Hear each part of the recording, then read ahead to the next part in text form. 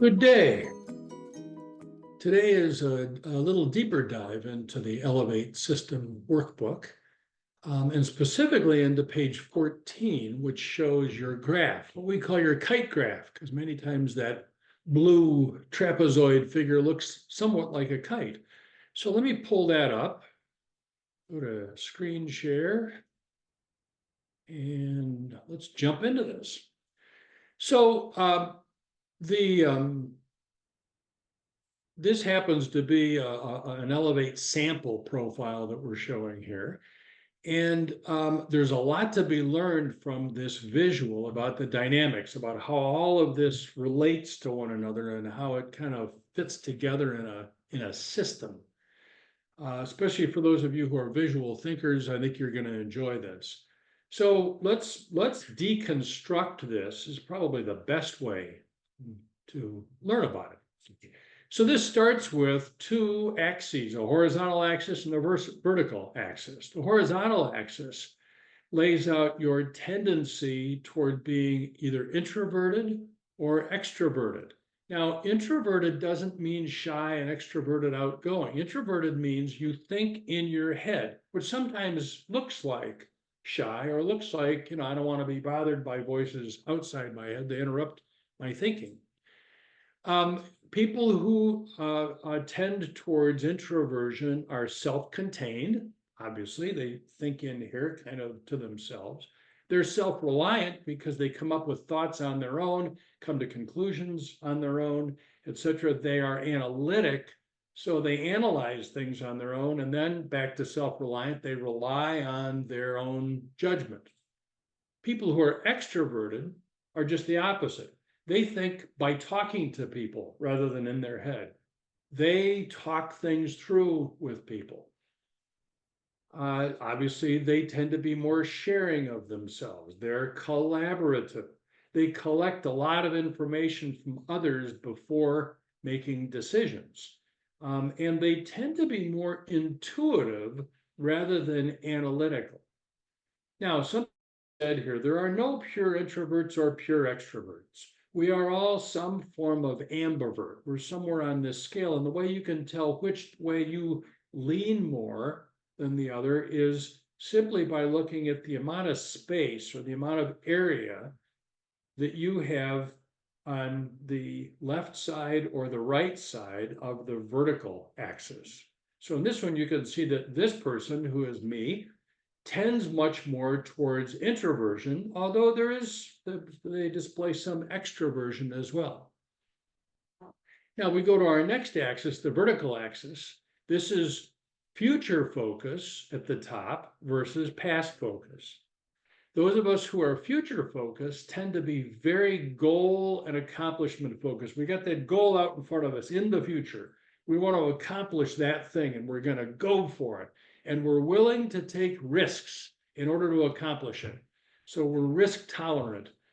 We tend to be very direct communicators because, again, we got a goal, we got something we got to get done, and I'm not screwing around, man. I'm going to go right at it. And we may seem sort of blunt to people who are less direct. And we tend to be very action oriented. Again, because of that future focus, that old goal orientation, man, we jump into action. We're the not even ready, fire, aim. It's like fire. Oh, wait, was I ready? People down at the bottom who tend to be much more past focused are more, rather than goal and accomplishment, they're more process focused. Like, how do we want to go about this? We want to make sure we go about this in a way that, that works. That's because we tend to be more cautious or risk averse. We rely on past precedent. We look to past precedent to see, well, what worked in the past in order that I can ensure that it might work on a go-forward basis. We tend to be more indirect in our communication. People who are direct see these folks as sort of beating around the bush, just come out with it.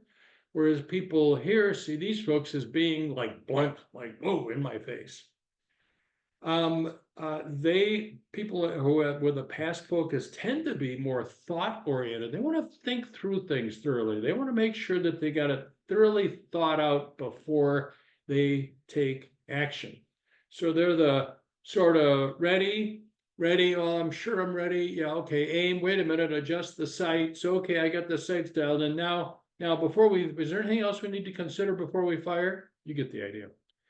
So like before, again, the way you can tell which way you lean is the amount of area above or below the horizontal line. So in this case, you can see this person tends to be much more future focused rather than past focused.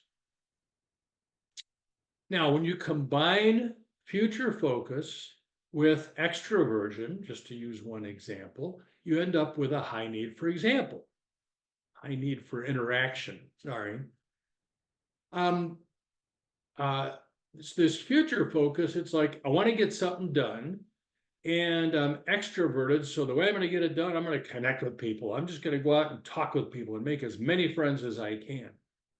If you extrapolate this, if you look at the other areas as well, you combine extroversion and past focus, you get stability. I don't want to rock the boat. I want to make sure that people are comfortable.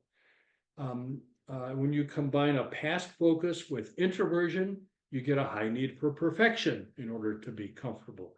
Now, again, these needs are things that we pursue in order to be comfortable. So this defines our comfort zone. When you combine introversion with future focus, you get a high need for control. I figured it out on my own. I analyzed, I got it figured out. I know what my goal is. Now let's go. So we'll do it my way. To skip to the next, we all have high needs, as shown here in yellow, and low needs. Low need, notice the label in the middle here. The low need is anything that's inside this dotted line that we refer to as a breakpoint. This is the breakpoint between high need and anything outside of that dashed line, and a low need is anything inside. So you can see I have the highest need in control, second highest in perfection, and third highest in interaction, with a very low need for stability. Now, the other thing to see about these is that we think of high as good and low as bad, sort of, by default. It's not the case. Low needs are every bit as strong in terms of things that we strive for as a high need is, which you can see when you read the description of these needs that come on the following page, which we're not going to get into in this video. Okay, so similarly, like we combined extroversion and future focus and came up with interaction. Interaction, when combined with control, produces the strategy of influence. Interaction, when combined with stability, produces the strategy of acceptance. Now, here it's combined with a low need for stability. So you can see there's this teeny little bit, just this little corner right here of acceptance, very little.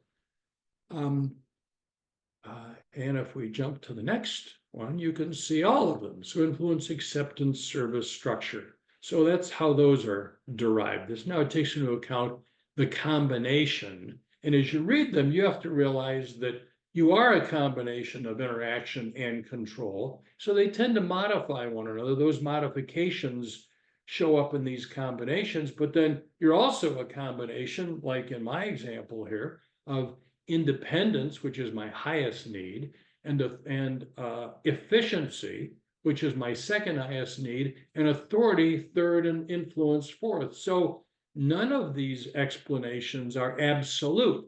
They need to be viewed as, well, I'm some of this, and I'm some of this, and I'm some of this, and I'm some of this. That's really the last step. So we've walked through, hopefully that's given you a more in-depth understanding of how this happens. And if you haven't looked at the overview of the entire Elevate system, now would be a good time to do that.